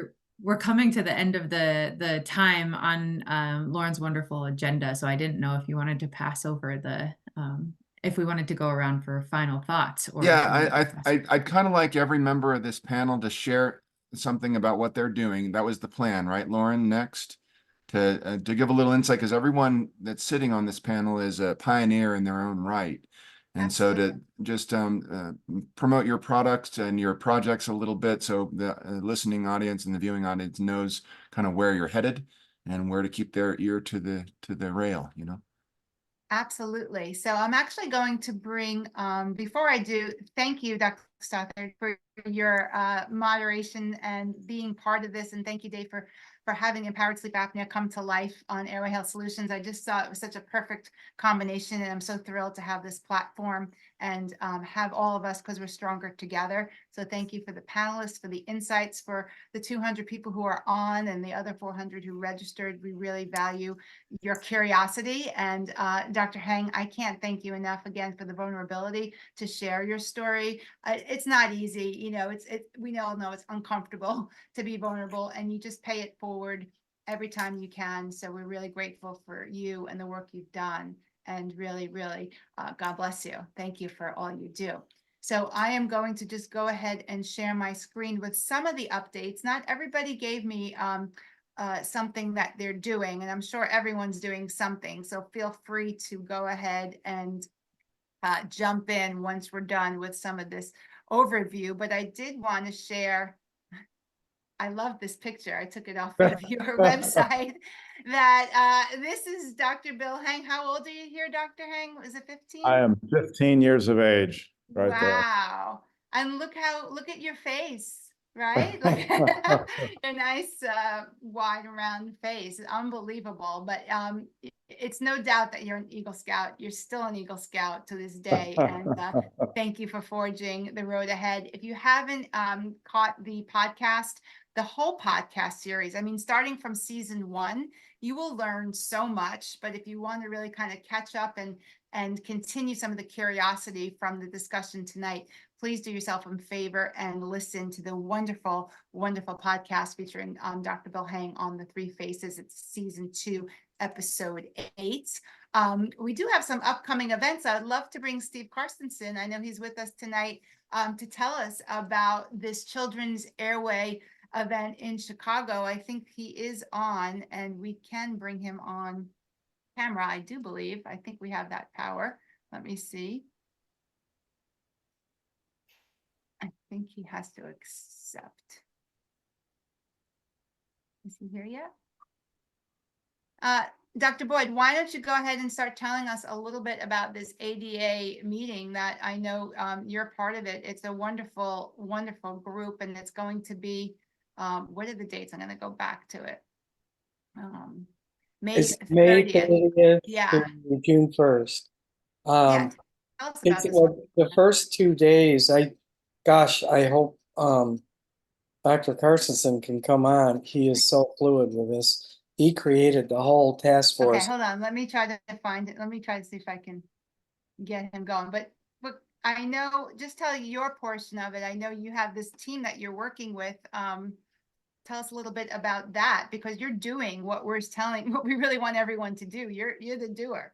Yeah, something just kind of, I mean, it just happened. We didn't prospectively say, oh, let's create this consortium of ENT and pediatric ortho and a tongue-tie surgeon. You know, Milt Gavelis is a head of periodontics at Northwestern Dental School for 10 years, and you know, learned from Sarouche the technique for releases. Darius Lagmani is a pediatrician and also an internist, and runs the pediatric sleep lab at one of the largest networks in the Midwest anyway. And Jody Walker is a myofunctional therapist, speech and language pathologist. And Steve, you know, was He's aware here of it. now. He's here with us. Welcome, Oh, Dr. good. Carstensen. Thank Yeah. you so much. And maybe you can fill in the blanks here. But do you want to finish introducing this team, Dr. Boyd? I'm sorry. Do you want to finish introducing this team? Oh, yeah. So Steve became aware, oh my gosh, Kevin and Milt and Wallner and Manny and Jody, these guys have been doing it in Chicago. And, you know, we just were like, oh my God, we have. And we understand each other. And if I send a kid with large tonsils and adenoids and the radiology report says it's a risk for apnea, and I send it to several other different ENTs that I've worked with over 3 decades in Chicago, come back, leave it alone, or, oh no, we got to get him out immediately. And Wallner took the time to learn our protocol, how Milt and Jody and I and Darius work together. And he now sends kids back to me and says, let Boyd expand them first. Not every one of them. Some of them, no, Kev, we can't wait for that. You do need to expand, but I got to get those. He thinks about it and he discusses it with us, with all of us. So Steve wanted us to put that together and do an all, 5-hour symposium on the last day of the Airway event on June 1st. So we're so thrilled and we're putting stuff together now. So that's our part of it. But the first 2 days are all a preamble to that, right, Steve? That's right. I've been hearing all my friends, mentors, heroes talk for now, a little while here. And, it comes, there's so many things that we could tie this together with, but it makes me think of what I learned early on at Pankey Institute and watching my mentors there. And one of my first experiences in an office with a highly evolved dentist, Dr. David Hildebrand, I watched him interact with his patients and the confidence that just oozed out of him talking with that patient, and not an arrogant confidence, but one that was easily shared with his patient who was trying to find their way through. And as we become our expert, claim our expertise, and as we realize that we work together better than we work individually, then these patients who are seeing a new way of approaching their health span, as they encounter any of us, and they feel the confidence that we gain when we have that interaction with other people who are going to take what we have and move that forward, the yes and of improv, the teamwork of any sports team, whatever metaphor we can put on it. When those patients who are struggling to be sure of what to do for their child, and they meet Darius Lagmani, and he says, look, there's a dentist who knows what to do. There's a myofunctional therapist who can add to this. Then the people attending Chicago will come back to their practices and realize they have to have that confidence. They have to find the others to have that confidence. And when those teams are built in every town, then the parents, the moms, the families in those towns will have that reservoir of confidence to go forward and strike out on something that they don't hear from the pediatrician or the many ENTs or many orthodontists or even many dentists. So this new field that we're creating here, and like JJ said, these are all leaders on this talk, then that's going to be the built from the collaboration between confident professionals who only have their patient's best interest in mind. So again, not an arrogant confidence, but I know what I'm doing. I know you can be better. I'm glad you're here to see me because it's going to be better for you too. And again, not from an ego standpoint, but from I just know I can help. The American Dental Association is working hard to stay relevant, to really be a part of this. They're putting on seminars and they're supporting everything that we do. And so I'm really happy about that. Yeah, we just need a bunch more people to sign up to come to Chicago and prove it. Great. So yeah, please, we're a proud sponsor. We're going to be there. It's really going to be a great meeting. It's convenient too. It's right at the O'Hare Airport Hotel. So Yep. It's can't get more convenient than that. Right. So we hope to see everyone there because again, we're stronger together, which leads me to our next big event. I think we have Dr. Howie Hinden on as well. Dr. Hinden, you want to join us and let's talk about the collaboration cures in Reno. Okay. Yep. Got my video? You're on. Yep, we can hear you. Great. So first of all, I love hearing all the stories, and some of it I've heard before, but they're never-ending stories. They're always good. And you know, the people who really need to hear the messages are not the people on the call, because they're here because they've heard the message. But I have three things I want to share. Number one, I'm a big fan of neuroscience, and the way that memories are made between connections is with a protein called a prion, which is the proteins in mad cow disease that never can be destroyed. And so you can't erase the memory. When you learn something new, you can't undo what you learned before. You can just build a stronger connection. Instead of a two-way highway, make it into a four-way highway. So having these meetings, and there is not a week that goes by where you can't tune into some meeting about Airway. There's a lot of people I don't see often, but on the internet, all of you are there all the time, which is really great. And David, you're talking about how difficult it is spreading the word, but since we started the AAPMD like 14 years ago, there's been huge progress. It's really grown. There's so much work to do yet. I'm on another conference right now. We have a group of 24 doctors who are doing the Bredesen protocol. Dale Bredesen has reversed Alzheimer's in over 1,000 patients, mild and moderate. And so we got a group of 24 doctors who are going through the protocol together. Why is it interesting? Is because it involves a lot of oral health factors. And one of the most important is sleep, airway, and breathing. And so this is going far beyond the dental field into every aspect of medicine. As Kevin said, because we're both history students, going back to the early 1900s, medicine and dentistry was a lot closer together. And then it drifted apart, and hopefully it's coming back together. And I think it's great that, I don't know whether it's the fourth or fifth year that Steve Carstensen is doing his Airway thing with the ADA. And I encourage everybody to go. And because it's all about collaboration, and the focus is teamwork. And then I view the APMD as the grandfather of all these organizations. And we're looking forward to seeing all of you in Reno, Nevada, September 12th to the 14th.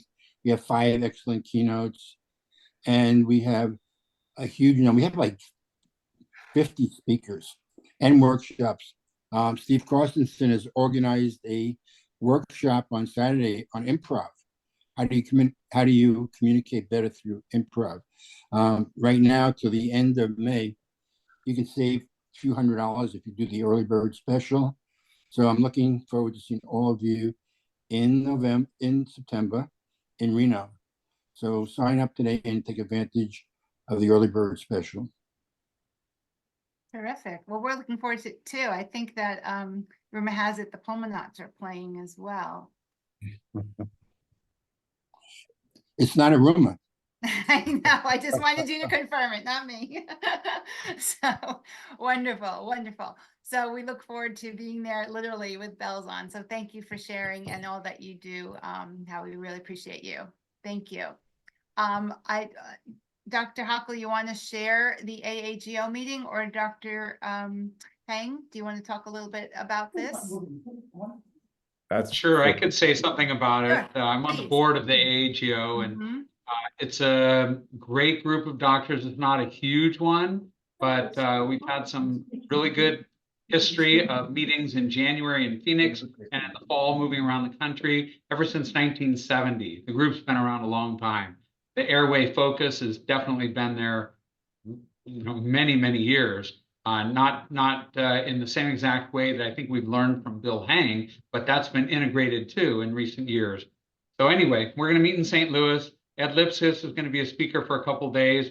Thursday morning of the meeting, where it says to be determined, probably going to be Richard Ting for a couple hours. And it'd be worth coming just to hear him for his presentation, because he doesn't do a lot of outside meetings outside of his office.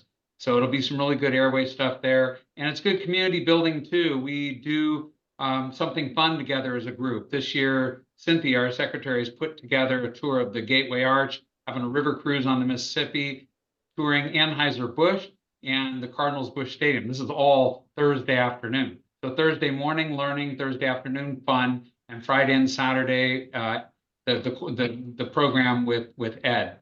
So anyone who's interested, please feel free, AAGO.com. Great, thank you. We were at that last time. It was an amazing meeting. Thank you so much. I do want to promote some books. Dr. Lim, you want to come off mute, because this was really a game changer and timely. I know a lot of practitioners, hygienists, dentists, pediatric dentists, the whole community is utilizing this book. So why don't you just give us a little bit of an overview of your baby, so to speak. I love the title, Breathe, Sleep, Thrive.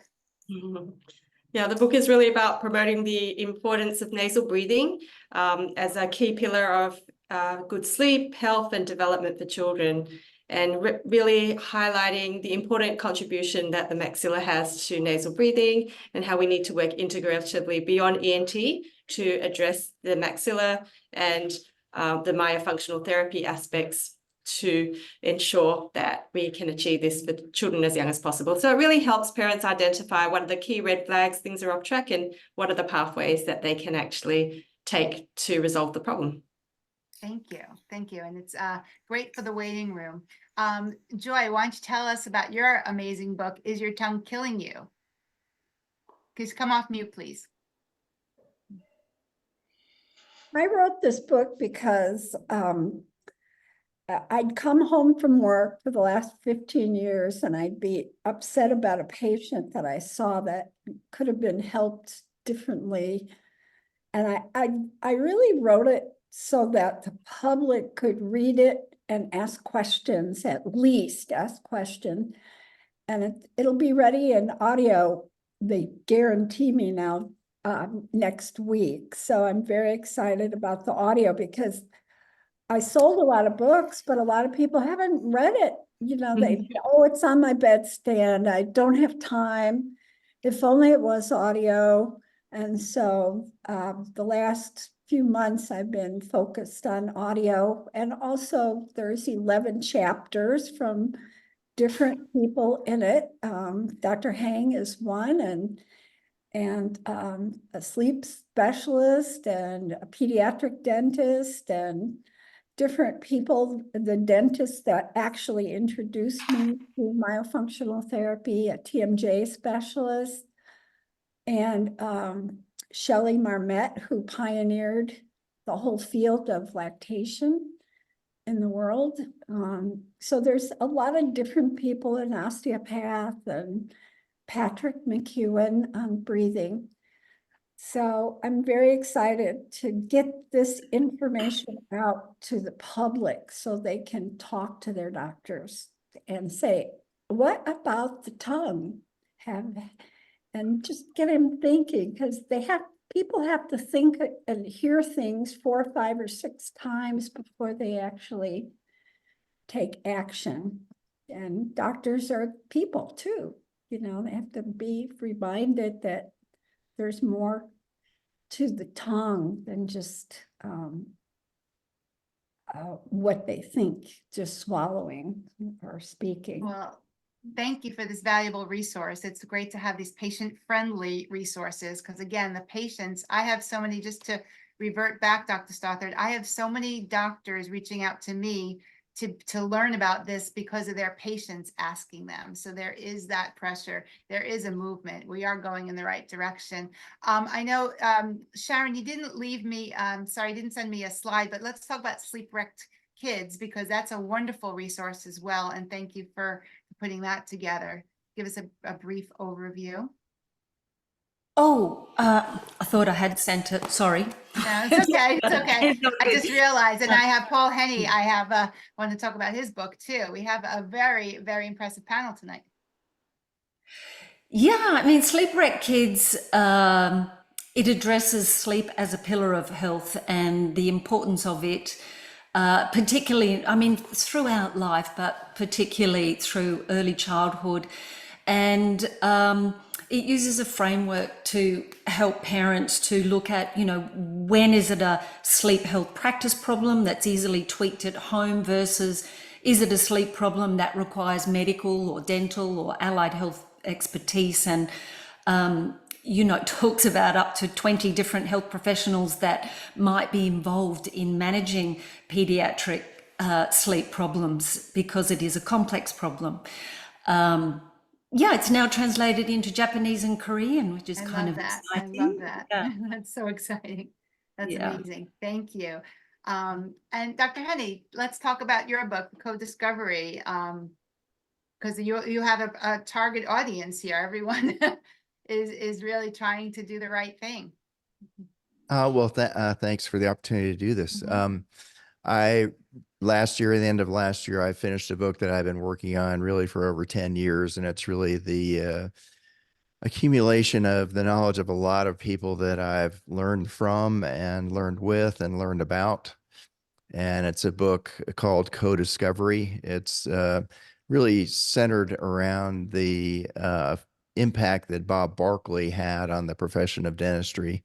And Bob Barkley was a famous dentist back in the 60s and 70s who died in 1977, who was pioneering a lot of health-centered practice ideas. He was really one of the founders of the prevention movement in dentistry. And I feel like if he was alive today, he would be all over the airway health scene. But the most monumental things that Bob brought to us and the followers of Bob was to rethink about the way we communicate with people and rethink about the way we start relationships and nurture them and maintain them. And kind of touched a little bit on that tonight to kind of get out of the doctor role and get into the partner role, get into the educator role. And it's only after a patient has been fully informed that you can kind of step into the advisor role. And the more complicated problems get, the more this type of relationship becomes important. When problems are simple, it's not nearly as relevant, but when you've got complicated multi-system issues that are time-consuming and expensive and disruptive in a person's life, they've got to be all in if they're going to commit themselves to it. So it really requires a different kind of relationship. And the book explores how to do that and how to perhaps reorganize your practice in a way that supports that idea. So I'd encourage everybody to check that out. I think you'd find it to be very, very helpful information. Right. And there were a lot of questions just regarding how you speak to patients. So this will come in handy. Thank you so much for all you do. And this brings us to the Empowered Sleep Apnea book. It's a perfect segue as well as the podcast. But Dr. McCarty, why don't you talk a little bit about how important the language is to connect to these patients? You're just on mute. You're on mute. Yeah. So the Empowered Sleep Apnea Project was born out of necessity. We, Ellen and I started this close to 2.5 years ago now with the idea that this was a complex series of connections that we were trying to communicate to other people. And when we tried to do that with a standard format, it just fell flat. So early on in the process, we decided that if it wasn't fun, it wasn't going to be fun. And that the fun factor had to be really front and center if this complexity was going to have a chance of reaching the shores we were aiming for. And what ended up resulting was a really magnificent podcast. It's really fun to listen to. Season 1 gives you all the vocabulary you need to sort of navigate this with agency and empowerment, and to talk with any provider in any silo. It works anywhere you want to go. And the beautiful blue book is coming soon to Amazon, although it's still exclusively on BookBaby right now. Amazon expects delivery via Prime on May 27th. If you buy it through BookBaby, we're going to have a coupon code. We decided to name it after our prize guest today. So if you enter the coupon code HANG at checkout at BookBaby, and there's a link to that on our website, empoweredsleepapnea.com, it'll get you $20 off. So, and that's good until the middle of the month. So, and that's actually a great conversation starter for the waiting room as well. Yeah, really can I just say a little bit about that? Mhm. David sent me a copy of that book, and I've got a little kind of learning center in my patient reception area. It's actually an old school table from probably the 1930s. And I've got all kinds of books out there, including I'm going to add some of the books that some of the people have learned about this evening, in fact, to my little library there. But when David's book is laying out there, literally the same day or the next day that I had it out there, one of my patients picked it up and said, "Can I take this home and read it? Because I'm using a CPAP machine and I'm having some issues." And I've had multiple people do that. It's a tremendous resource. It's written in a way that people can really connect to it and participate in more sophisticated conversations with you, the provider, and you can kind of help guide them through the maze a little more effectively. So it's a fantastic book. Well done, David. Great. Dave and Ellen, this was a co-conspiracy from the word go. Absolutely. And then we have your course too, which Dr. Henny, you were part of that as well. So I love this idea of just breaking down the complexity of sleep apnea, really geared toward airway and dental professionals, because after hearing your podcast, episode 1, I'm like, holy smokes, Dr. McCarty, we need to have a course on this to really unpack it, because and you did a wonderful job. So this is available on demand as well. And we've had wonderful testimonials. There you are, Dr. Henny, as a testimonial. So that is available Thank you, on Paul. demand. Yes.